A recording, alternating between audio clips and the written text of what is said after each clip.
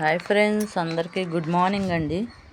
ఈరోజు మేము ఉదయాన్నే చేనుకి వెళ్ళాలని ఉదయాన్నే లేసాము. పెందలకాడ టీ పెట్టుకొని తాగి వెళ్ళిపోదామని టీ తాగుతున్నామండి.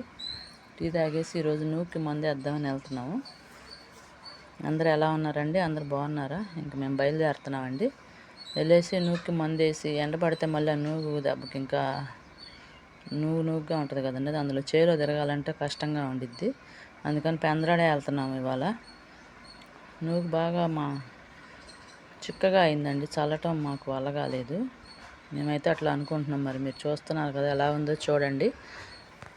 కొంచెం పలసగా ఉంటే మండగట్టడానికి నూగు కాయటానికి బాగుండిద్ది. కొంచెం చిక్కగా వచ్చింది. చల్లటం మాకు వల్ల కాలేదు. మేమైతే మందేస్తున్నాం. ఈరోజు పురుగు వచ్చిందండి. మనుషులకే మంట పడుతుంది ఈ పురుగు మందు దెబ్బకి.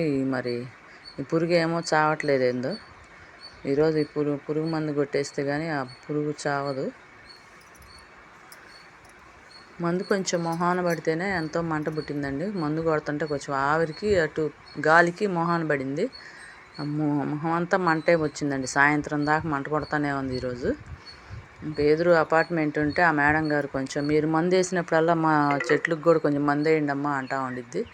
అందుకని ఇంకా సరేలే లాస్ట్ కొంచెం మిగిలిచ్చిపోయి వాళ్ళ చెట్లకు కూడా మందు కొడుతుంటాము. సపోటా చెట్లు, సీతాఫలం చెట్లు ఆ మేడం గారు శుభ్రంగా అన్ని ఇంట్లోనే పెంచుకుంటుంది. అందుకనే ఆ చెట్లకు కూడా అప్పుడప్పుడు మందు కొడుతుంటాము. మా ట్యాంకీలు అవి అక్కడ పెట్టుకుంటుంటాంలే వాళ్ళ ఇంట్లో. సరే మందు కొడదాంలే అని మందు కొడుతున్నామండి. సపోటాలు చూడండి ఎంత బాగున్నాయో. పెద్ద పెద్ద కాయలు బాగున్నాయి. ఇంట్లో పెంచుకున్న చెట్లు అయితే చాలా బాగుంటాయి కదండి కాయలు. టైం 9:30, 10 అయిందండి. ఇంకా ఆకలి అవుతుందిలే అని చెప్పి మా ఆయన టిఫిన్ తీసుకొచ్చాడు. ఇడ్లీ తీసుకొచ్చాడు. ఇడ్లీ తింటా ఉన్నాను చెట్టు కింద కూర్చొని. ఇంక తినేసి ఇంటికి వద్దాంలే అన్నట్టుగా ఆడ కూర్చొని టిఫిన్ చేస్తున్నాను నేను. చేను చూడండి ఎలా ఉందో.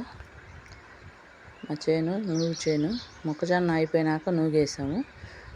మొన్నసారి మందు బాబులు ఆడ కూర్చొని మందు తాగి మొక్కజొన్న కాల్చారని చెప్పాను కదండి. అది అయిపోయినాక నూగేసాము.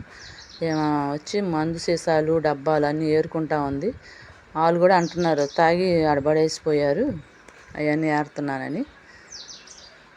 సరే ఫ్రెండ్స్, ఇంటికి వచ్చేసాము. ఇంటికి వచ్చినాక మళ్ళీ ఇంటికాడ ఎవరున్నారు చేసేవాళ్ళు ఎవరు లేనప్పుడు మళ్ళీ ఇంటికి వచ్చేసరికి పని ఎదురు చూస్తూ ఉండిద్ది.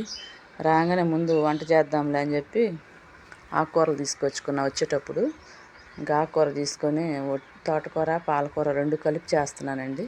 అవి పొయ్యి మీద వేసేసి అంట్లన్నీ దోమేస్తున్నాను. ఇంకా అంట్లన్నీ దోమేసుకొని బట్టలు తుక్కోవాలి. ఇంట్లో చేసేవాళ్ళు ఎవరు లేనప్పుడు మన పని మనకు ఎదురు చూస్తూనే ఉండిద్ది. ఇంక ఈ బూట్లు అయితే నూగు చేయను కదండి. నూగు తగ్గుకుంటా నడవటానికి వల్ల కాదని అంతకుముందు మొక్కజొన్న చేలో కూడా చూపించాను ఈ బూట్లు. ఈ బూట్లు వేసుకొని మందు కొట్టాడు. అవి శుభ్రంగా మళ్ళీ కడిగి జాగ్రత్త చేసుకోవాలని కడుగుతున్నాను. శుభ్రంగా నానబెట్టి కడిగేశాను. కడిగి ఆరబెడితే మళ్ళీ ఈసారి మందు కొడటానికి ఉపయోగపడతాయి కదని చెప్పి ఈ బూట్లు అయితే బాగా ఉపయోగపడుతున్నాయండి. ఇంతకుముందు కూడా చూపించాను మీకు.